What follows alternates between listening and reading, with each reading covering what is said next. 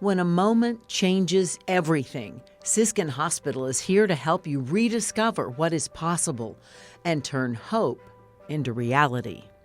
Steffron and Steffron James lived their lives constantly on the go, working as pastors at a local church, owning several businesses, staying physically active, and enjoying their beautiful family of 7 grown children. Steffron had no plans to slow down. During a mission trip to Africa in the fall of 2024, Steffron started to feel pain in his upper back, but he managed to push through. On the way home, during a layover in Dubai, the pain became unbearable, and their world, as they knew it, would never be the same. I got up to go to the bathroom, and man, it felt like somebody stabbed me and twisted. The pain was just excruciating. So you're in a foreign country. You're miles in the air, and all I could think about was, what am I supposed to do? And it was very frightening. They were able to make it home to Chattanooga, but the pain did not go away. His doctors soon realized the severity of his situation and sent him for immediate surgery. A large cancerous mass had attached itself to the 3rd vertebrae and eaten through the bone. And then to get hit with the news of stage 4 cancer and palliative care coming in that you don't even know what that means, and then immediate surgery, then we can't walk, and I'm looking at this man who is like my knight in shining armor, like, you know, it wasn't enough for him to pick me up and let's go and let's walk, and all of a sudden 2 steps and you are out of breath, or treatments that are having to be set up for you. And even though people were being hopeful, it had a tone of not quite sure how this is gonna go. Knowing that you had to find a new norm, that you had to figure out, how do I show up in this space and do well? That's a hard thing. Their whole world had to be rearranged and reevaluated.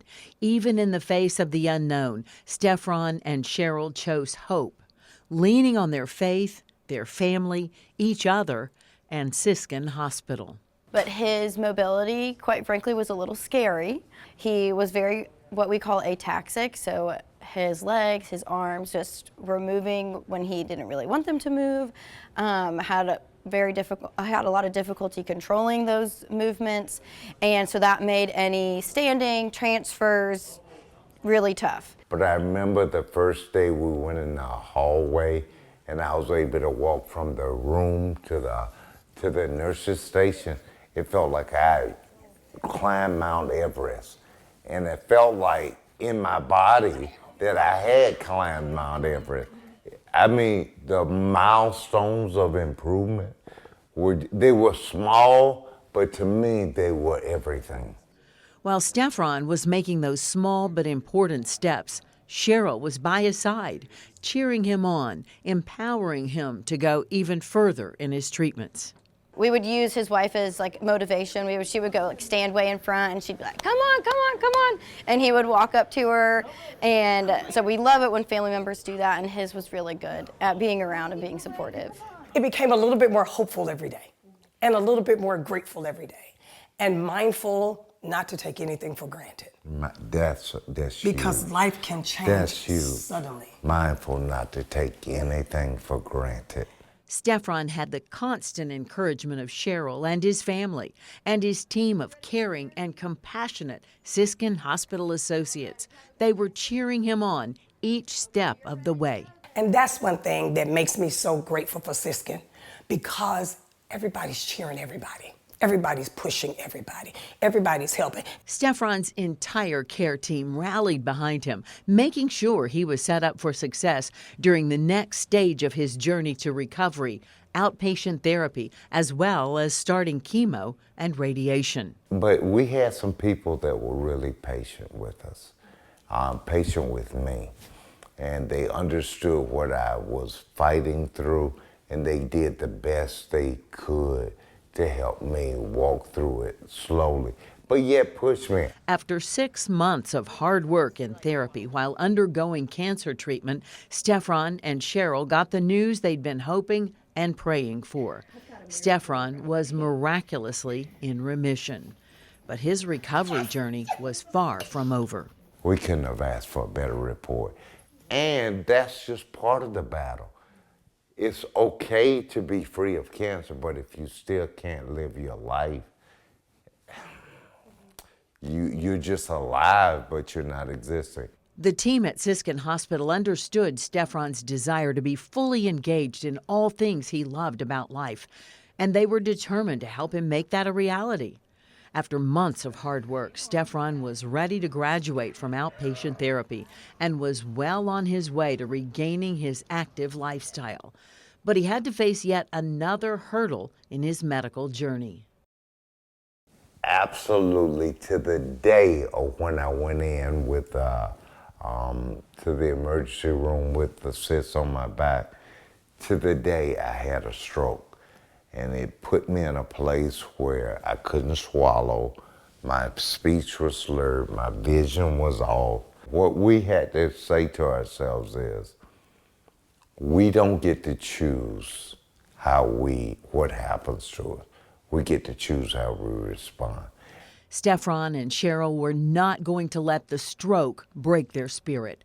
They knew exactly where they needed to go.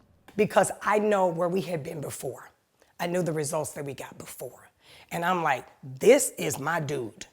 I'm not chancing him to anybody. If I had success in one place, that's where I'm going back. And it was funny when we came back in, everybody was like, what are you doing back here? What are you doing? But then I heard if you did it once, you can do it again. And I remember going to get him from Erlanger, I believe, and he just had the best personality, and he was so excited to come over and just work with us and get better. And I remember how excited he was for every day of therapy. Like, I would get here at 6:30 in the morning, and he is ready to go and excited in the hallway. He was so ready to get up out of bed and just move around and see what he could do that it was really inspiring to me to see that. Because Steffron and Cheryl's lives revolve around spending time and showing love to other people, he was especially anxious when the stroke affected his speech and his ability to swallow safely. Because you don't realize how much you swallow, and you don't realize how much that affects, like, socialization. Like, you sit, you eat, you talk, and those weren't things he was able to do at that time, just because he needed to focus so much on his swallowing. While his second inpatient stay was much shorter, Steffron still made progress by leaps and bounds, diligently moving forward, meeting his goals, and inspiring his care team along the way.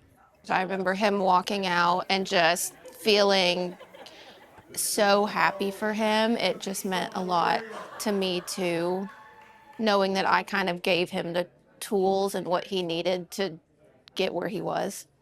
When Steffron returned to outpatient therapy, he brought his unwavering work ethic, positive spirit, and fierce determination to regain his strength and independence. And he would do literally anything that I asked him to do, and would come back and be like, okay, now what? And so Steffron's definitely the person that if I give him some exercises, he's going to go home and do those every single day, probably twice a day, and then add on some of his own, and that just makes all the difference. And so one of the goals I have is to get back to as much of normal life as possible. Where are you going? And speech is a big part of that. 2 months ago, he didn't sound like this. No, I didn't. But speech taught him to over-articulate. And it's working. One of our person in our congregation and they said, you know what, I hear you different than I heard you months ago. It's clearer today than it was months ago. Steffron is still working with Siskin outpatient therapy, progressing each day. He's forever grateful to not only be alive, but to truly be living, thanks to his care team and family, cheering him on every step of the way. I think it was Abby that always said, this is not a sprint, this is a marathon. And you keep showing up and you keep working, we're gonna help get you there.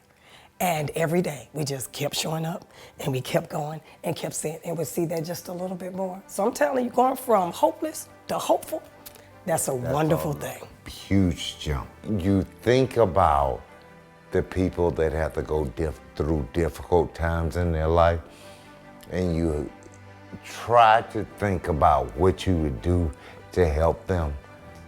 If we knew anybody needed what Siskin offered, there would be no other place we would recommend.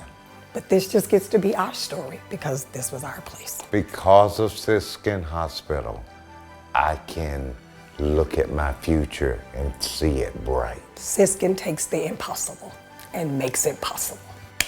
Yeah.